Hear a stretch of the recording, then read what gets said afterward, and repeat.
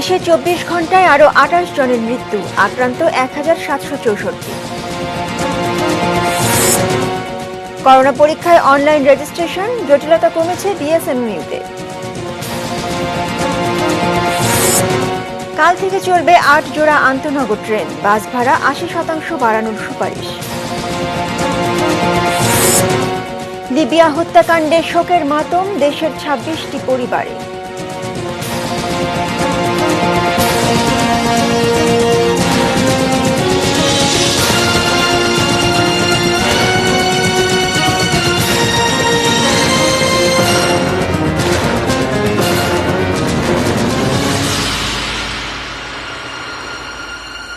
দেখছেন ATN news. News এট 6-এ আপনাদের সঙ্গে আছি আমি উর্মি আহসান। শুনছিলেন প্রিমিয়ার সিমেন্ট সংবাদ শিরোনাম। VSL angle channel HB VSL Bikrampur steel limited. Corona মহামারীর এই দুঃসময়ে কর্তব্য পালন করে যাচ্ছেন নিষ্ঠাবান অনেক চিকিৎসক। সীমিত জনবল ও সুযোগ সুবিধার মধ্যেই আর্তপীড়িতের প্রতি তারা বাড়িয়েছেন গভীর মমতার হাত। তাদের প্রতি এটিএন নিউজের ভালোবাসাময় আয়োজন থ্যাংক ইউ ডক্টর। সাথে থাকছে দি একমি ল্যাবরেটরিজ লিমিটেড।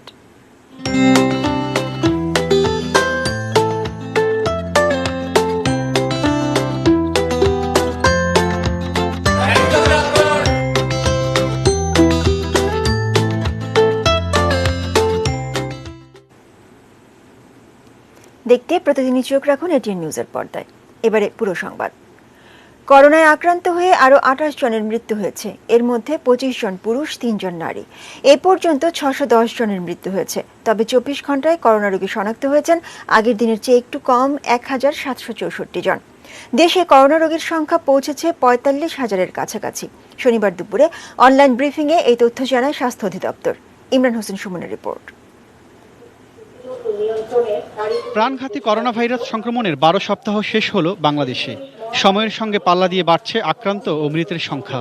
এরই মাঝে সরকারি বেসরকারি প্রতিষ্ঠান খুলে দেয়া, গণপরিবহন চালুর সিদ্ধান্তও হয়ে গেছে। তাই শনিবার দুপুরে অনলাইন ব্রিফিংয়ের শুরুতেই আলাদা করে স্বাস্থ্যবিধি মানার বিষয়ে জোর দেওয়া হয়। স্বাস্থ্যবিধি নিয়ে যে কোনো ধরনের আপোষ ভয়াবহ অবস্থায় ফেলে দিতে পারে বলেও মন্তব্য করা হয়।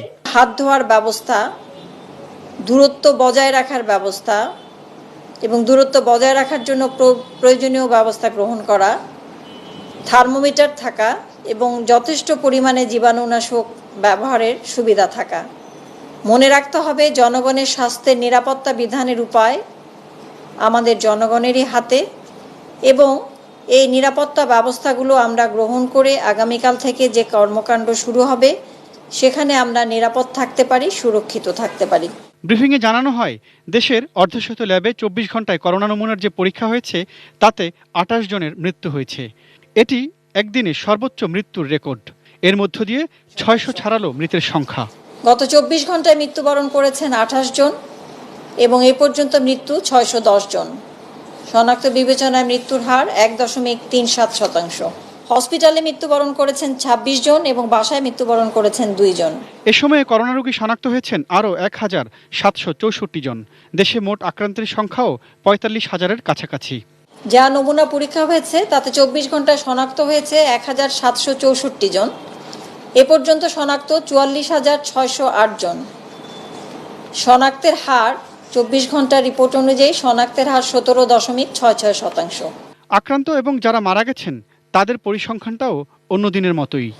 আক্রান্ত বয়সের শতকরা হিসাব ১ থেকে ১০ বছরের মধ্যে শতকরা ৩ জন, ১১ থেকে ২০ বছরের শতকরা ৭ জন, ২১ থেকে ৩০ বছরের শতকরা ২৮ জন, ৩১ থেকে ৪০ শতকরা ২৭ জন, ৪১ থেকে ৫০ শতকরা ১৭ জন, ৫১ থেকে ৬০ বছরের শতকরা ১১ জন এবং ৬০ বছরের বেশি শতকরা ৭ জন। সবশেষ আবারও ব্যক্তিগতভাবে স্বাস্থ্যবিধি মানার উপর তাগিদ দেন এই কর্মকর্তা। আপনার সুরক্ষা আপনার হাতে। Imran Hossain Suman, ATN news, Dhaka.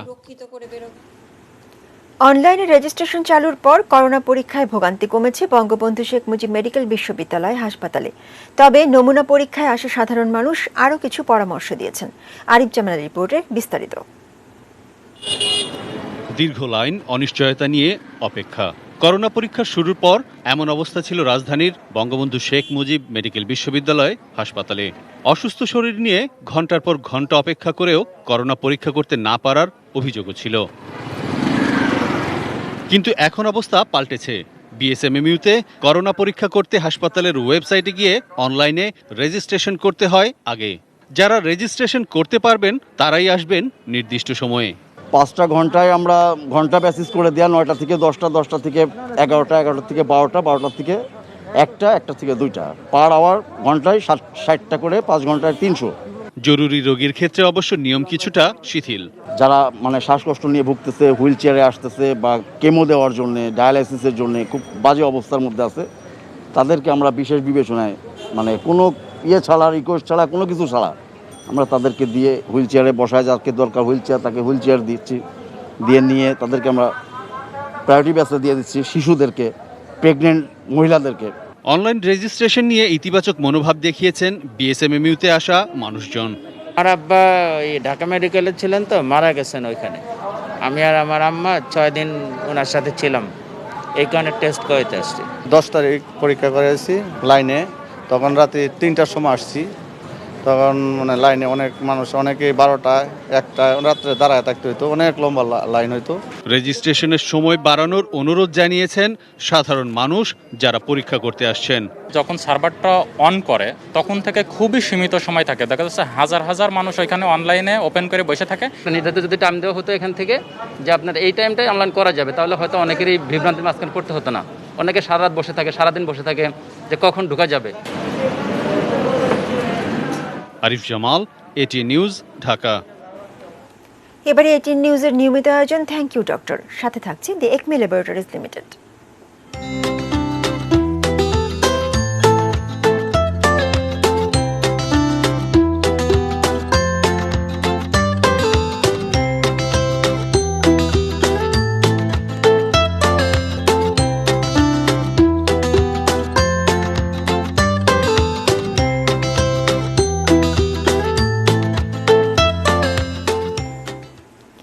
জীবনের ঝুঁকি নিয়ে করোনা রোগীদের আন্তরিক সেবা দিয়ে যাচ্ছেন বরিশাল শেরেবাংলা মেডিকেল কলেজ হাসপাতালের ডাক্তার, নার্স সহ স্বাস্থ্যকর্মীরা।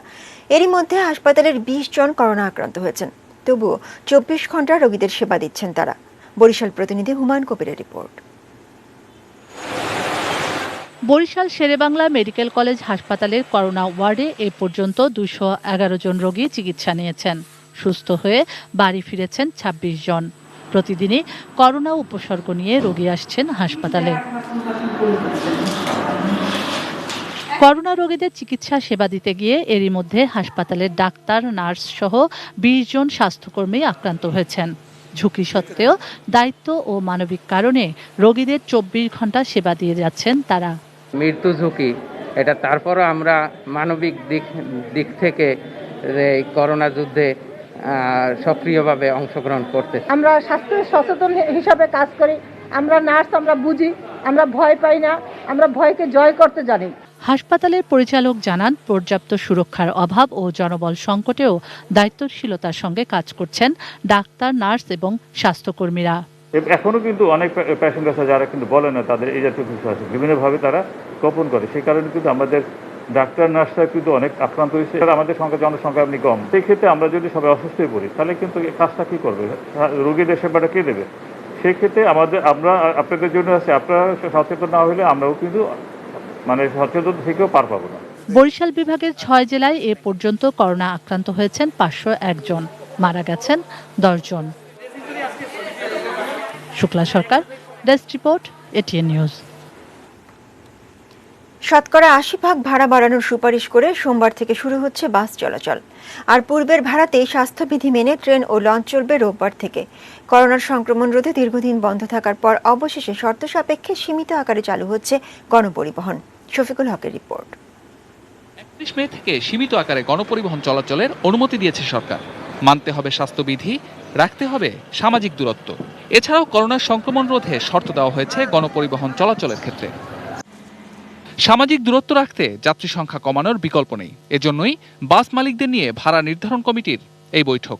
আন্তঃজেলা বা ইন্টার জেলা যেটা আছে সেটা সকলের ক্ষেত্রেই। আলোচনা শেষে ক্ষতি পুষিয়ে নিতে ভাড়া বাড়ানোর সুপারিশ করেন বিআরটিএ চেয়ারম্যান। যদিও সড়ক পরিবহন মালিক সমিতি বলছে, গাড়ি থেকে যে 20% লাভ হতো তা এখন নিবেন না তারা। এই বাড়তি ভাড়া শুধু করোনাকালে। আমরা প্রয়োজনে যার যে মালিক মানবে না এই সকল সিদ্ধান্ত, ওই সকল মালিকের গাড়ি প্রয়োজন বোধে আমরা বন্ধ রাখার সিদ্ধান্ত নিব। যেহেতু প্যাসেঞ্জার আমি অর্ধেক ক্যারি করছি ক্যাপাসিটির তুলনায়, সেক্ষেত্রে ভাড়ার সমন্বয় বা ভাড়ার যৌক্তিকীকরণের একটা বিষয় এসে যায়। 80% ভাড়া প্রতি প্যাসেঞ্জার, সাপোজ 20 জন যদি হয়, ওই 20 জনের উপরে 80% ভাড়া বৃদ্ধি হিসেবে নেওয়ার সুপারিশ করা হয়েছে। অন্যদিকে আগের ভাড়াতেই চলবে আন্তনগর ট্রেন। রেল ভবনে এক সংবাদ সম্মেলনে মন্ত্রী জানান, সব টিকিট বিক্রি হবে অনলাইনে। স্বাস্থ্যবিধি মানতে হবে সবাইকেই। 15 দিন পর পরিস্থিতি বুঝে পরবর্তী সিদ্ধান্ত নেওয়া হবে বলেও জানান রেলমন্ত্রী। 38টা ট্রেন আমরা অপারেশনে বিরাজ যাচ্ছি আগামী 3 তারিখ থেকে। প্রথম অবস্থায় 3 তারিখ পর্যন্ত 8 দুগুণা 16 জোড়া এবং পরবর্তীকালে 11 দুগুণা 22টি ট্রেন আমরা অপারেশনে যাচ্ছি। এছাড়া স্বাস্থ্য সুরক্ষা নিশ্চিতে প্রস্তুত করা হয়েছে সদরঘাট লঞ্চ টার্মিনালও। বসানো হয়েছে সুরক্ষা বুথ, যাত্রীদের হাত ধোয়ার ব্যবস্থাও করা হয়েছে পন্টনের গেটগুলোতে।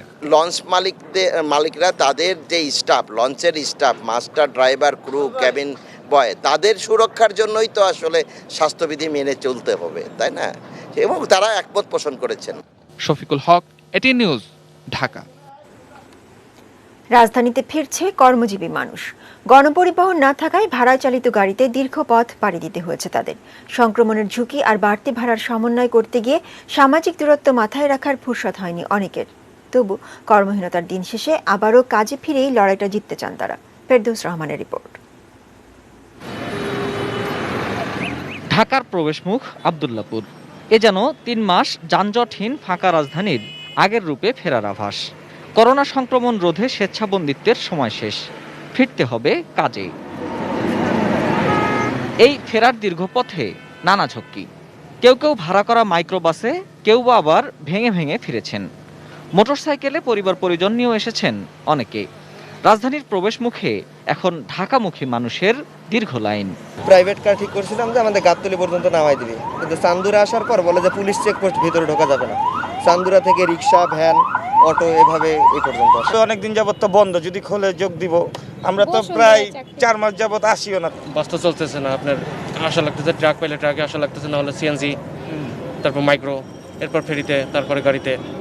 কর্মস্থলে যোগ দিতে হবে, তবে স্বাস্থ্যবিধি মেনে। প্রস্তুতিটা কেমন? করোনাকে প্রতিরোধ করে আর কি সচেতনভাবে আমাদের সব জায়গায় অংশগ্রহণ করতে হবে বাধ্যতামূলকভাবে। এই যে বলছে যে ভিতরে থাকার জন্য, আমি তো দেখছি না, সবাই তো বাইরেই। আসার সাথে সাথে গোসল করে ফেলাবে, ভালো করে হাত পাও ধুইবে। ঢাকায় ফেরা এই মানুষগুলোকে যার যার গন্তব্যে পৌঁছে দিতে সিএনজি বা ভাড়া করা মোটরসাইকেল চালকের হাঁকডাক। গন্তব্য বুঝে ভাগাভাগি করে উঠতে হচ্ছে। এই সুযোগটাকে কাজে লাগাচ্ছেন এসব বাহনের চালকরা। আগে তো রিজার্ভ যেত, এখন তো রিজার্ভ যায় না। সময় থেকে 50 টাকা দেয়, কেউ 20 টাকা দেয়, 10 টাকা দেয়। 4 জনের নেওয়া লাগতেছে, 4 জন 400 টাকা নিতেছে, তারও সেব হইতেছে, আমাদের সেব হইতেছে। এই চিত্রে বলে দিচ্ছে এর মধ্যে স্বাস্থ্যবিধি মানা অনেকটাই চ্যালেঞ্জ হয়ে দাঁড়াবে সাধারণ মানুষের জন্য। তারপরে মানুষ বলছেন, গত কয়েক মাসে করোনা তাদের স্বাস্থ্যবিধির যে শিক্ষা দিয়েছে, সেটি থেকে জীবন এবং জীবিকার মধ্যে সমন্বয় করে চলতে চান তারা। আগামী দিনগুলোতে করোনা জয় করে হয়তো একদিন হাসবে বাংলাদেশ। Ferdous Rahman, ATN news, Dhaka. বিশেষজ্ঞদের মতামত উপেক্ষা করে গণপরিবহন সহ সবকিছু খুলে দেওয়ার সিদ্ধান্ত করোনা সংক্রমণ ঝুঁকি বাড়াবে বলে আশঙ্কা বিএনপি মহাসচিব মির্জা ফখরুল ইসলাম আলমগীরের। বিএনপির প্রতিষ্ঠাতা জিয়াউর রহমানের 39তম মৃত্যুবার্ষিকীর সকালে শেরেবাংলা নগরে তার কবরে শ্রদ্ধা জানিয়ে এই কথা বলেন মির্জা ফখরুল। করোনা পরিস্থিতির কারণে সামাজিক দূরত্ব মেনে দলটির কেবল সিনিয়র নেতারা ছিলেন সেখানে। মির্জা ফখরুলের অভিযোগ, করোনা মোকাবিলায় শুরু থেকেই ভুল পদক্ষেপ নিয়েছে সরকার। সবাইকে নিজ অবস্থান থেকে সতর্কতা অবলম্বনের আহ্বান জানান তিনি। বলেন, দরিদ্র জনগোষ্ঠীকে কয়েক মাস আর্থিক সহযোগিতা দেয়া সহ বিএনপির পরামর্শগুলো সরকার নেয়নি, বরং তিরস্কার করেছে। আক্রান্তের পরিমাণ বাড়ছে, মৃত্যুর পরিমাণ বাড়ছে, অথচ সাধারণ ছুটিও থাকবে না, গণপরিবহন খুলে দেওয়া হবে। এই বিষয়গুলো তারা প্রথম থেকেই এত ভুল সিদ্ধান্ত নিয়েছে, মনে হয়েছে যে কোনো সমন্বয় নেই কোথাও, এবং সরকারের সিদ্ধান্তগুলো সম্পূর্ণভাবে শুধু অপরিপক্ক নয়, অদূরদৃষ্টি সম্পন্ন এবং প্রজ্ঞাবিহীন, সবকিছু একসাথে খুলে দিয়ে আজকে আরো বড় একটা হুমকির মুখে আমরা গোটা জাতি পড়ে গেছি। লিবিয়া হত্যাকাণ্ডে শোকের মাতম দেশের ২৬টি পরিবারে। আহত ১১ বাংলাদেশির পরিবার এখনো জানেন না আদৌ প্রিয়জনের দেখা পাবে কিনা। শোকের বাইরে বড় প্রশ্ন অবৈধভাবে বিদেশ যাওয়া বাংলাদেশিদের নিয়ে, কারণ লিবিয়াতে ৫ বছরের জন্য শ্রমবাজার বন্ধ।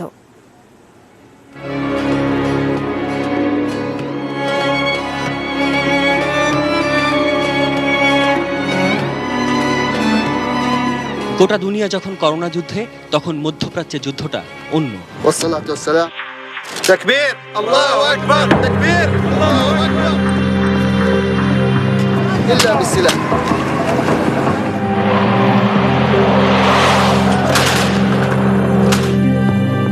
ধর্মের দোহাই দিয়ে চলছে অস্ত্রের ঝনঝনানি আর সহিংসতা, তাতে বাতাসে মরদেহ আর বারুদের প্রকট গন্ধ।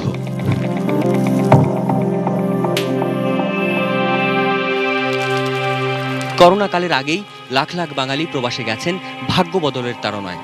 তাদের মাঝে যারা অবৈধ, তাদের বিরাট অংশ আবার মধ্যপ্রাচ্যকে রুট হিসেবে ব্যবহার করেন ইউরোপে যাবার স্বপ্নে।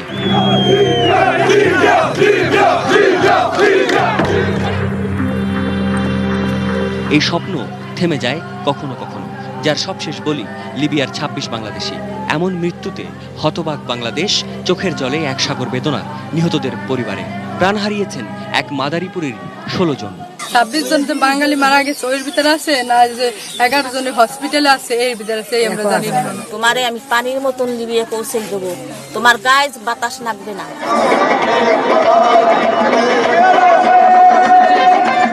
মূলত ২.৫ মাস আগেই ইতালি যাওয়ার অবৈধ রুট হিসেবে জনপ্রিয় লিবিয়ায় যান ৩৮ বাংলাদেশি। সেখানে তাদের সাথে রাখা হয় সুদানের আরও কিছু নাগরিককেও। যদিও সরকারি তথ্য বলছে যুদ্ধ অবস্থায় লিবিয়ার শ্রমবাজার ৫ বছরের জন্য বন্ধ বাংলাদেশিদের জন্য। ১.৫ মাসের বেশি সময় তাদেরকে গোপনে রাখে পাচারকারীরা। ইতালি পাচারে সাগরের রুটে কড়া নজরদারি, তাই মরুভূমির পথ ঠিক করে দেয় দালালরা। তবে বেনগাজি থেকে ত্রিপলির মাঝে তপ্ত মরু অঞ্চল মিজদাইতে জঙ্গিরা এদের অপহরণ করে। আটকে রাখা হয় ১৫ দিনের বেশি। চেষ্টা চলে মুক্তিপণ আদায়েরও। তবে ২৮ মে এক অপহরণকারীকে মেরে ফেলেন এক সুদানি নাগরিক। প্রতিশোধ হিসেবে নির্বিচারে গুলি। এমন ঘটনায় আবারও সামনে এলো দালাল ধরার বিষয়টি। ব্রিটিশ গণমাধ্যম গার্ডিয়ানের তথ্য বলছে, বিশ্বে প্রতিদিন ৮ জন অভিবাসী ইউরোপ যাবার আশায় প্রাণ হারান। কাজের আশায় দেশ ছেড়ে নিখোঁজ রয়েছেন অন্তত ২২,০০০। এদিকে করোনা থেকে বাঁচতে বেশিরভাগ দেশ যখন নাগরিক ফেরত নিচ্ছে, সেখানে আটকে যাচ্ছে বাংলাদেশ। কারণ দেশ থেকে অনেক মানুষই দালাল ধরে মধ্যপ্রাচ্যে পাড়ি জমিয়েছেন। চলতি বছরের এপ্রিল পর্যন্ত দালাল ধরে মধ্যপ্রাচ্যের রুটে ইতালি পাড়ি জমানোর চেষ্টা করেছেন বাংলাদেশের অন্তত ৬৯৩ জন। আন্তর্জাতিক শ্রম সংস্থা আইএলও এপ্রিলেই পূর্বাভাস দিয়েছিল মে মাসের শেষ নাগাদ বিশ্বে ১৯.৫ কোটি চাকরিজীবী বেকার হতে যাচ্ছেন, যার মধ্যে ১২.৫ কোটি মানুষ বেকার হবেন এশিয়া ও প্রশান্ত মহাসাগরীয় অঞ্চলে। এও ভুলে গেলে চলবে না, বিশ্বমন্দাভাবে রেমিটেন্সই বাংলাদেশের বড় আয়ের উৎস। এই ঈদের আগে ১৪ দিনে $৮০ কোটি বা ৬,৭৬৮ কোটি টাকা পাঠিয়েছেন প্রবাসীরা। সাদাত হাবিবি সেতু, এটিএন নিউজ, ঢাকা। এবারে বাজেটের বিরতি নিচ্ছি, এরপর আরো থাকছে।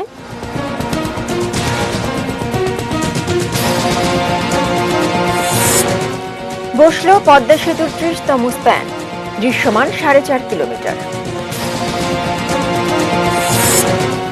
যমুনায় বাড়ছে পানি, সিরাজগঞ্জে আগাম বন্যা।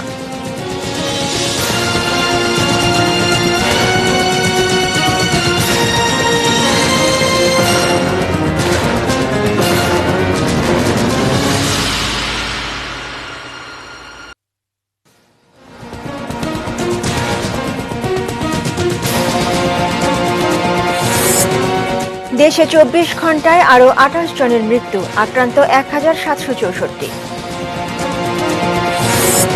করোনা পরীক্ষায় অনলাইন রেজিস্ট্রেশন, জটিলতা কমেছে বিএসএমএমইউতে। কাল থেকে চলবে ৮ জোড়া আন্তনগর ট্রেন, বাস ভাড়া ৮০% বাড়ানোর সুপারিশ। লিবিয়া হত্যাকাণ্ডে শোকের মাতম দেশের ২৬টি পরিবারে।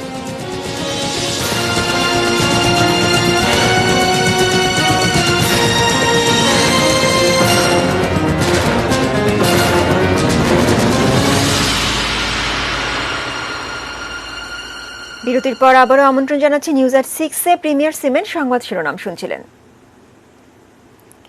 অভ্যন্তরীণ রুটে পরিচালিত বিমানের যাত্রীদের স্বাস্থ্য সুরক্ষার জন্য বিমানবন্দরে সব ধরনের ব্যবস্থা নেওয়া হয়েছে বলে নিশ্চিত করেছেন বেসরকারি বিমান পরিবহন ও পর্যটন প্রতিমন্ত্রী মোহাম্মদ মাহবুব আলী।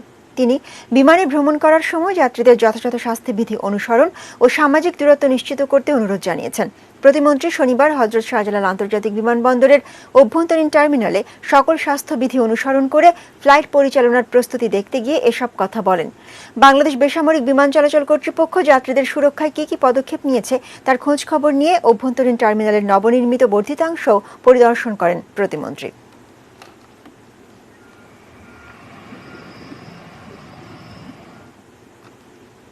করোনা পরিস্থিতিতে ফ্রন্টলাইনে কর্মরত দেশের সম্প্রচার মাধ্যমের কর্মীদের চিকিৎসা সেবার অংশ হিসেবে হাসপাতালে পৌঁছে দিতে সার্বক্ষণিক অ্যাম্বুলেন্স সার্ভিস চালু করেছে ব্রডকাস্ট জার্নালিস্ট সেন্টার বিজেসি। আর এই উদ্যোগে অ্যাম্বুলেন্স ও চালক দিয়ে সহযোগিতা করছে বেসরকারি সংস্থা পাথওয়ে। সকালে পাথওয়ের সঙ্গে সমঝোতা স্মারক স্বাক্ষর শেষে বিজেসির সদস্য সচিব শাকিল আহমেদ জানান, সম্প্রচার সাংবাদিকদের জন্য বিজেসি টেলিমেডিসিন ও কনসালটেশন, করোনা পরীক্ষা এবং আক্রান্তদের হাসপাতালে ভর্তি, চিকিৎসা সহ বিভিন্ন সুবিধা চালু করেছে। এর সঙ্গে যুক্ত হল ফ্রি অ্যাম্বুলেন্স সার্ভিস। এই উদ্যোগে সহযোগিতা করছে বেসরকারি টেলিভিশন মালিকদের সংগঠন অ্যাটকো। 5টি অ্যাম্বুলেন্সের মাধ্যমে দিনরাত 24 ঘন্টা সম্পূর্ণ বিনামূল্যে এই সার্ভিস পাওয়া যাবে। প্রত্যেকটা ব্যক্তিকে যদি আপনি সচেতন করতে হয় তাহলে আপনাকে বিপুল পরিমাণ সচেতনতামূলক কার্যক্রম হাতে নিতে হবে এবং টেলিভিশনগুলোর জন্য, মিডিয়াগুলোর জন্য আপনাকে বাজেট বরাদ্দ করতে হবে, ব্যাপক সচেতনতার কার্যক্রম হাতে নিতে হবে যেন প্রত্যেকটা মানুষ তার ঘরে বসে বা যে যেখানে আছে সেখান থেকে সুরক্ষা নিয়ে এই করোনা জয় করতে পারে। পদ্মা সেতু 30তম স্প্যান বসানো হয়েছে আজ। এর মাধ্যমে সেতুর 4.5 কিলোমিটার দৃশ্যমান হলো। সকালে জাজিরা প্রান্তে 26 ও 27 নম্বর খুঁটির ওপর স্প্যানটি বসানো হয়েছে। 31তম স্প্যানটিও বর্ষা মৌসুমের আগেই বসানোর পরিকল্পনা রয়েছে। 31তম স্প্যান বসে গেলে জাজিরা প্রান্তের সবকটি স্প্যান বসানো হয়ে যাবে। 30তম স্প্যান স্থাপন সম্পন্ন হয়েছে। এতে 6.15 কিলোমিটার দীর্ঘ সেতুর 4.5 কিলোমিটার দৃশ্যমান হলো। আর মাত্র 11টি স্প্যান স্থাপনের কাজ বাকি। 30 এপ্রিল পর্যন্ত মূল সেতুর অগ্রগতি 87%, নদী শাসন 71% এবং সার্বিক অগ্রগতি 79%। সোশ্যাল ইসলামী ব্যাংক লিমিটেড বাণিজ্য সংবাদ।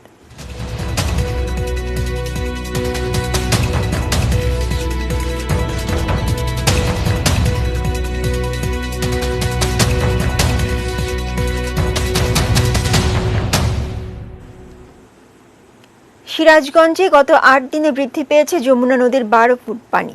এতে দেখা দিয়েছে আগাম বন্যা। জেলা পানি উন্নয়ন বোর্ডের নির্বাহী প্রকৌশলী মোহাম্মদ শফিকুল ইসলাম জানান, বিগত বছরগুলোতে এই সময়ে যমুনা নদীতে এত পানি বাড়েনি। মূলত উজান থেকে নেমে আসা পাহাড়ি ঢল এবং বৃষ্টি নদীর পানি বৃদ্ধির প্রধান কারণ। অসময়ে অস্বাভাবিক পানি বাড়ার ফলে প্রবল স্রোতে সদর উপজেলার শিমলাপাড়ের 20 মিটার ধসে গেছে। এতে তলিয়ে গেছে পাকা ধানের অনেক জমি। ভাঙন রোধে সিসি ব্লক ডাম্পিং করছে পানি উন্নয়ন বোর্ড।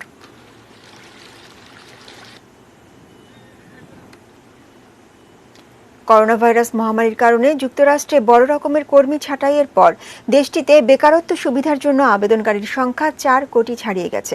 দেশটির শ্রম মন্ত্রণালয় জানিয়েছে, গত 23 মে আরও 21,20,000 মার্কিন নাগরিক বেকারত্ব সুবিধার জন্য আবেদন করেছেন। মে মাসের দ্বিতীয় সপ্তাহে আবেদন করেন 24,40,000 মানুষ। অন্যদিকে লকডাউন শিথিল হওয়ার পর অনেকেই নিজ নিজ কর্মস্থলে ফেরার কারণে বেকারত্ব সুবিধা গ্রহণও কমে এসেছে। গত 16 মে থেকে বেকারত্ব সুবিধা না নেওয়া মার্কিনীদের সংখ্যা 38,60,000-এ দাঁড়িয়েছে। যদিও গত বছর একই সময়ে 17 লাখ মার্কিন নাগরিক বেকারত্ব সুবিধা গ্রহণ করেন। সেখানে করোনার কারণে চলতি বছরে একই সময়ে বেকারত্ব সুবিধা গ্রহণকারীর সংখ্যা দাঁড়িয়েছে 2,10,00,000-এরও বেশি।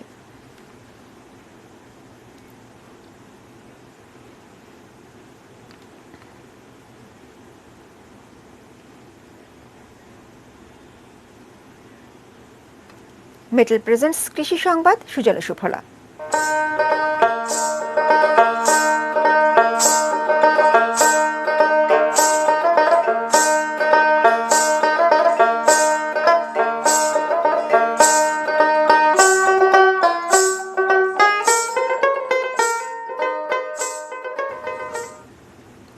সাধারণ শস্য করে লাভ না করতে পারলেও মাল্টা চাষ করে সফল হয়েছেন হবিগঞ্জের শাহানুর চৌধুরী।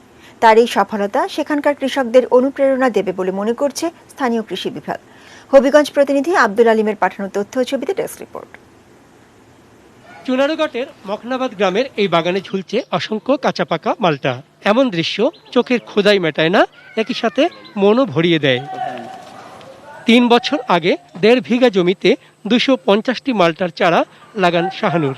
পরে আরও 1 বিঘা জমিতে 200টি চারা। এখন সেই মালটাই তাকে দেখাচ্ছে বড় লাভের স্বপ্ন। বিষমুক্ত ফল উৎপাদনের পাশাপাশি আধুনিক পদ্ধতিতে মাল্টার চারাও তৈরি করছেন তিনি। তার বাগান থেকে বছরে 7 থেকে 8 লাখ টাকার মাল্টা বিক্রি হবে বলেও জানান শাহানুর। গত বছর আমরা মোটামুটি ভালোই ফল বিক্রি করছি এবং আত্মীয় স্বজনকে দিয়েছি, আমরাও খেয়েছি। যার ফলশ্রুতিতে আমি উৎসাহিত হয়ে আরেকটি নতুন বাগান প্রকল্প শুরু করছি, সেটার বয়স 1 বছর হয়েছে। শাহানুরের মাল্টা বাগানে কাজ করে শ্রমিকরাও খুশি, কেননা এখানকার আয়ে তারা স্বাচ্ছন্দ্যে সংসার চালাচ্ছেন। কাজ করে আমি যে টাকা পাই এই টাকা দিয়ে পড়ালেখাও চালাই, পাশাপাশি আমরা সংসারও চালাইতেছি। আমার দিকে বাগান খুব সুন্দর লাগছে। এই বাগানের যে টাকা পাই বেতন, আমাদের সংসার খুব সুন্দর চলছে।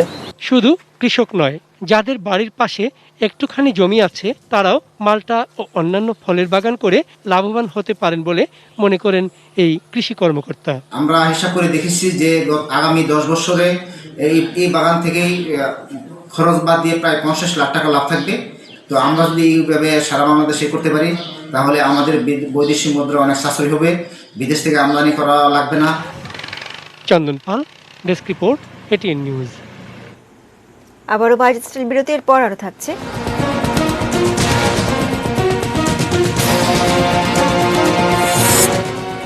WHO এর সঙ্গে সম্পর্ক ছিন্ন করলেন ট্রাম্প।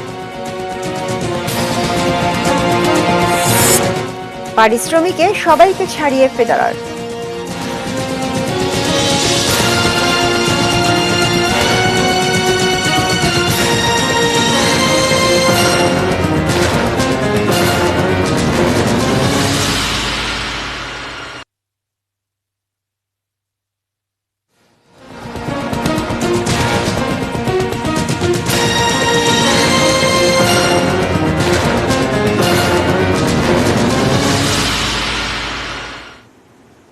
দেখছেন নিউজ at 6। বিরতির পর শুরুতেই দেশের বাইরের খবর।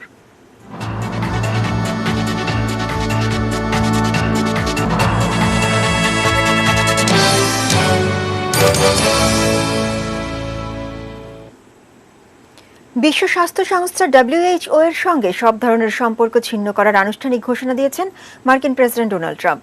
শুক্রবার ট্রাম্প বলেন, বিশ্ব স্বাস্থ্য সংস্থা করোনা ভাইরাসের প্রাথমিক সংক্রমণের বিরুদ্ধে লড়াই করতে ব্যর্থ হয়েছে।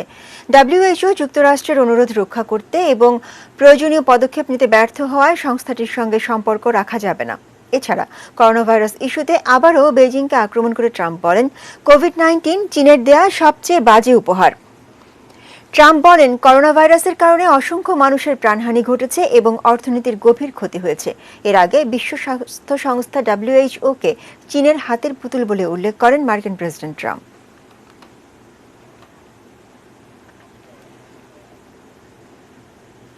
অবশেষে গ্রেপ্তার হলো যুক্তরাষ্ট্রের মিনিয়াপোলিসে কৃষ্ণাঙ্গ জর্জ ফ্লয়েডকে হত্যার দায়ে অভিযুক্ত পুলিশ কর্মকর্তা।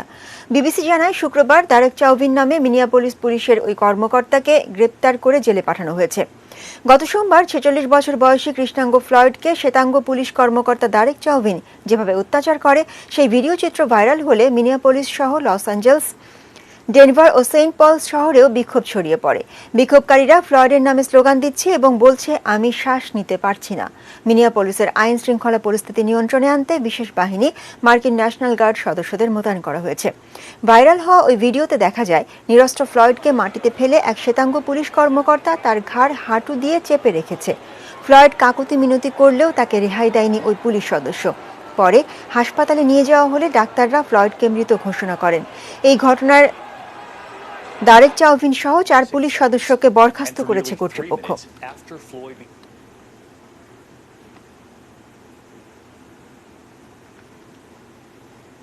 চীনের নতুন জাতীয় নিরাপত্তা আইনের কারণে বাণিজ্য ও ভ্রমণ খাতে হংকংকে দেয়া বিশেষ সুবিধা বাতিল করা হবে বলে জানিয়েছেন মার্কিন প্রেসিডেন্ট ডোনাল্ড ট্রাম্প। হোয়াইট হাউসে এক সংবাদ সম্মেলনে এই তথ্য জানান তিনি। সংবাদ সম্মেলনে চীনের নতুন নিরাপত্তা আইনকে হংকংয়ের জন্য ট্র্যাজেডি বলে উল্লেখ করেছেন ডোনাল্ড ট্রাম্প। তিনি বলেন, চীন ও হংকংয়ের যেসব কর্মকর্তা বিশ্বাস করেন হংকংয়ের স্বায়ত্তশাসন উঠে যাওয়ায় যুক্তরাষ্ট্রের ভূমিকা আছে, তাদের ওপর নিষেধাজ্ঞা আরোপ করা হবে। তবে কবে থেকে নিষেধাজ্ঞা আরোপ করা হবে তা স্পষ্ট করেননি মার্কিন প্রেসিডেন্ট। এদিকে হংকং সরকারের পক্ষ থেকে জানানো হয়েছে, বিশেষ সুবিধা বাতিল করা হলে যুক্তরাষ্ট্রকেও এই জন্য ভুগতে হবে। আর চীনও হংকং নিয়ে মধ্যস্থতা না করার জন্য পশ্চিমা দেশগুলোর প্রতি আহ্বান জানিয়েছে। হংকং যুক্তরাষ্ট্র থেকে বাণিজ্য, প্রযুক্তি, শুল্কের ক্ষেত্রে বিশেষ সুবিধা পায়, আর এই সুবিধাগুলো পরোক্ষভাবে ভোগ করে চীন।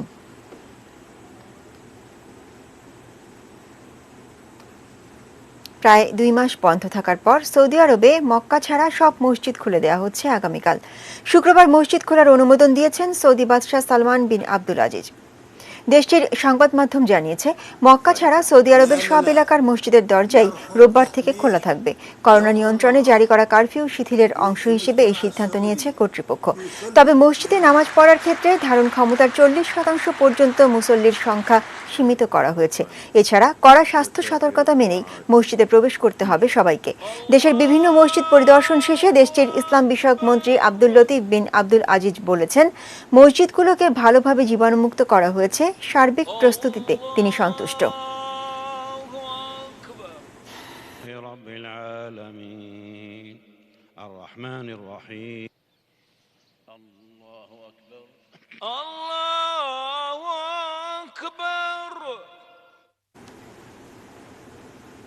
ভারতের পশ্চিমবঙ্গে 1 জুন সোমবার থেকে খুলে দেওয়া হচ্ছে মন্দির, মসজিদ ও গির্জা।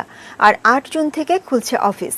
উপাসনালয় খোলার অনুমতি দেওয়া হলেও একসঙ্গে 10 জনের বেশি মানুষ সেখানে ঢুকতে পারবেন না বলে জানান রাজ্যটির মুখ্যমন্ত্রী মমতা ব্যানার্জি। করোনা ভাইরাস মহামারীর কারণে গত 25 মার্চ থেকে লকডাউনে পশ্চিমবঙ্গে সকল প্রকার উপাসনালয় বন্ধ রাখা হয়। ভারতের অন্যান্য অঞ্চলের সঙ্গে পাল্লা দিয়ে পশ্চিমবঙ্গে করোনা ভাইরাস সংক্রমণ বেড়ে চলেছে। এই অবস্থায় করোনা সংক্রমণ প্রতিরোধ করতে সামাজিক দূরত্ব বজায় রাখার উপর আবারও জোর দেন মমতা। করোনা ভাইরাসকে শতাব্দীর সবচেয়ে বড় বিপর্যয় আখ্যা দিয়ে মমতা বলেন, কোভিড-19 রোগ থেকে বাঁচতে সকলকে কড়া নিয়ম এবং স্বাস্থ্যবিধি মেনে চলতে হবে। লকডাউন শিথিল হওয়ার পর ভারতে আক্রান্ত ও মৃত্যুর সংখ্যা বেড়েই চলেছে। গত 24 ঘন্টায় দেশটিতে মারা গেছে 269 জন। মৃতের সংখ্যায় চীনকে ছাড়িয়ে গেছে ভারত। দেশটিতে মোট মৃত্যু দাঁড়িয়েছে 4980।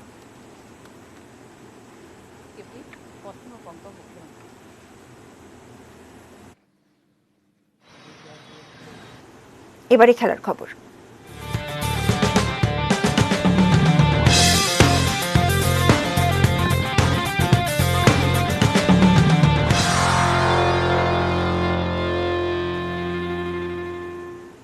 শোক সংবাদ। সাবেক জাতীয় ফুটবলার গোলাম রব্বানী হেলাল আর নেই। ইন্না লিল্লাহি ওয়া ইন্না ইলাইহি রাজিউন। আজ দুপুর 12:15টার দিকে রাজধানীর স্কয়ার হাসপাতালে শেষ নিঃশ্বাস ত্যাগ করেন তিনি। মস্তিষ্কে রক্তক্ষরণ হলে গত বৃহস্পতিবার সকালে হাসপাতালে ভর্তি করা হয় তাকে। এর আগে কিডনি সমস্যায় ব্যাংককে চিকিৎসা নিয়েছিলেন তিনি। ডায়ালাসিস চলছিল 63 বছর বয়সী এই ফুটবলারের। গোলাম রব্বানী হেলাল 1975 থেকে 1988 পর্যন্ত ঢাকা আবাহনীর হয়ে খেলেছেন। মাঝে কিছুদিন বিজেএমসিতে কাটানো ছাড়া ক্যারিয়ারের পুরো সময়ই ছিলেন আবাহনীতে। খেলা ছেড়ে আবাহনীর পরিচালকও হয়েছিলেন তিনি। একই ক্লাবের ফুটবল দলের বিভিন্ন দায়িত্ব পালন করেছেন গোলাম রব্বানী হেলাল। তিনি বাংলাদেশ ফুটবল ফেডারেশনের নির্বাহী কমিটির সদস্য নির্বাচিত হন 2008 সালে। 1978 সালে ঢাকায় এশীয় যুব ফুটবল দিয়ে জাতীয় স্তরে তার খেলা শুরু। জাতীয় দলে সুযোগ পান 1979 সালে, খেলেন 1985 সাল পর্যন্ত।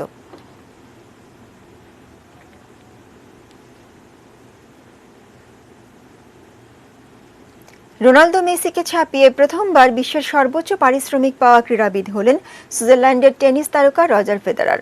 আর তালিকায় একমাত্র ক্রিকেটার ভারত অধিনায়ক বিরাট কোহলি। বিশ্বের সবচেয়ে বেশি পারিশ্রমিক পাওয়া ক্রীড়াবিদদের নিয়ে 100 জনের একটি তালিকা প্রকাশ করেছে আমেরিকার বিখ্যাত ম্যাগাজিন ফোর্বস। গত 12 মাসে ক্রীড়াবিদরা কে কত টাকা আয় করেছেন সেই হিসেবের ভিত্তিতে এ তালিকা করেছে ম্যাগাজিনটি। এবারই প্রথম ফোর্বসের তালিকার শীর্ষে উঠে এলেন রজার ফেদেরার। তার আয় ১০৬.৩ মিলিয়ন ইউএস ডলার। গত ৩০ বছরের ইতিহাসে এই প্রথম কোনো টেনিস তারকা ১০০ মিলিয়ন ডলারের মাইলফলক স্পর্শ করলেন। খুব বেশি ম্যাচ না খেলেও ২০টি গ্র্যান্ড স্ল্যাম জয়ী সুইস তারকা রজার ফেদেরার উপার্জন করেছেন ইউনিক্লো, ক্রেডিট সুইস ও মার্সিডিস বেঞ্জের স্পন্সরশিপ থেকে। করোনার ধাক্কা লেগেছে ক্রীড়াবিদদের উপার্জনেও। ফুটবল লিগ বন্ধ থাকায় শীর্ষ স্থান হারিয়েছেন বার্সেলোনার আর্জেন্টাইন তারকা লিওনেল মেসি। রজারের চেয়ে $2 মিলিয়ন কম অর্থাৎ $104 মিলিয়ন আয় করে মেসি নেমে এসেছেন ৩ নম্বরে। $105 মিলিয়ন নিয়ে দ্বিতীয় স্থানে রয়েছেন ক্রিস্টিয়ানো রোনালদো। শত ক্রীড়াবিদদের এ লিস্টে মাত্র 2 জন নারী ক্রীড়াবিদ জায়গা করে নিয়েছেন। গতবারের মারিয়া শারাপোভা এবার নেই এ তালিকায়, তবে চমক দেখিয়েছেন 2টি গ্র্যান্ড স্ল্যাম জয়ী জাপানের নাওমি ওসাকা। $37.4 মিলিয়ন নিয়ে সেরা নারী ক্রীড়াবিদ নাওমি পেছনে ফেলেছেন সেরেনা উইলিয়ামসকে। তালিকার 33তম স্থানে থাকা 23টি গ্র্যান্ড স্ল্যাম জয়ী সেরেনার ইনকাম $36 মিলিয়ন। আর ক্রিকেটার হিসেবে জায়গা করে নিয়েছেন কেবল ভারত অধিনায়ক বিরাট কোহলি, যার উপার্জন $25 মিলিয়ন ইউএস ডলার। কাজল রায়, স্পোর্টস ডেস্ক, এটিএন নিউজ। অস্ট্রেলিয়ায় করোনা পরিস্থিতি এখন স্বাভাবিকের পথে, তাই মাঠে ফিরছে বিভিন্ন খেলাধুলা। দেশটির দক্ষিণাঞ্চলে অনুষ্ঠিত হলো ঐতিহ্যবাহী উটের দৌড়। শিরোপা জিতেছেন জার্মানির লারা বিল্লাল। দর্শক, এই প্রতিযোগিতার কিছু দৃশ্য দেখেই শেষ করব এখনকার মতো। And they're off and racing, a bit of a jump there, and it's certainly Larry. Larry's put the pressure, but watch the Rock. The Rock in second. Spider looks like he's finally found his race form, ridden by Pascal. Watch Spider, he's coming up, he's putting the pressure. He pulls his head back a little bit, putting the pressure on the rail there. It looks like a Spider. Look at this guy, Pascal ride. Can this guy ride or what? And I'll tell you what, Spider, he's maintaining the pressure, but Larry's coming up. He's certainly putting the pressure on the Spider. Oh, Larry's got him. Oh, it might be a photo finish, but no, Spider, he's still got it for first place. Anything can happen. It is camel racing. It's the Golden Nugget putting the pressure on, but Tex is too good.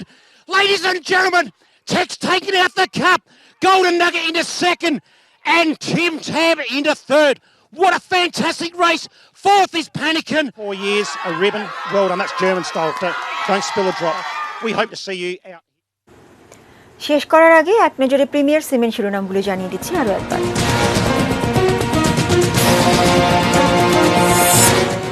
দেশে 24 ঘন্টায় আরো 28 জনের মৃত্যু, আক্রান্ত 1764। Corona পরীক্ষায় online registration, জটিলতা কমেছে বিএসএমএমইউতে। কাল থেকে চলবে 8 জোড়া আন্তনগর ট্রেন, বাস ভাড়া 80% বাড়ানোর সুপারিশ। লিবিয়া হত্যাকাণ্ডের শোকের মাতম দেশের 26টি পরিবারে।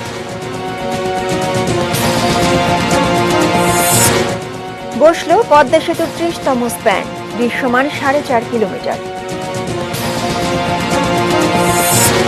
যমুনায় বাড়ছে পানি, সিরাজগঞ্জে আগাম বন্যা।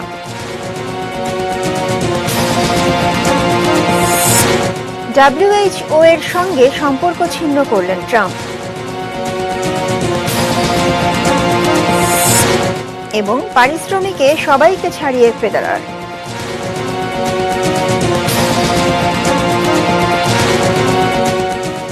এই ছিল নিউজ at 6। সঙ্গেই থাকুন, দেখতে থাকুন এটিএন নিউজ। আর এটিএন নিউজের ব্রেকিং নিউজ আপনার মোবাইল ফোনে পেতে টাইপ করুন *6AN এবং পাঠিয়ে দিন 5959 নম্বরে। ধন্যবাদ।